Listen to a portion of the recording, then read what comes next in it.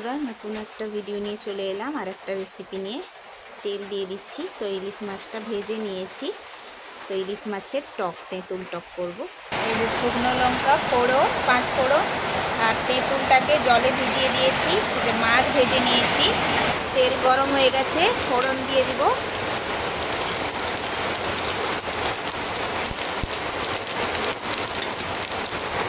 এবারে মাছটাকে দিয়ে দিব।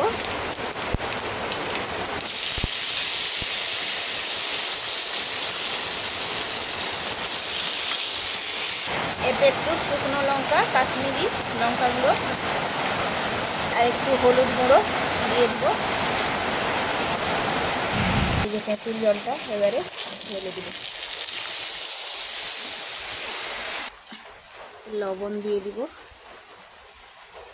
এটা ফুটলে সামান্য চিনি দেব, মিষ্টি মিষ্টি টক টক হবে। এবারে চিনি দিয়ে দিব। এই যে ফুটছে টকটা, তো যে যেরকম মিষ্টি খাও সেরকম বুঝে একটু দিবে। আমাদের একটু টক, হালকা মিষ্টি হালকা টক থাকবে, এরকম খাই। আর একটু জল মরলে নামিয়ে দেব। আমাদের এখানে প্রচুর বৃষ্টি পড়ছে, খুব জোর। তো তেঁতুল টকটা রেডি। তো আমি তেঁতুল টকটা এইভাবে করেছি। বন্ধুরা, তোমরা কীরকম করো, করে এটা এরকম করে খেও।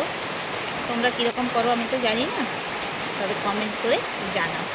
বাই বাই বন্ধুরা, এখানে ভিডিওটা শেষ করছি।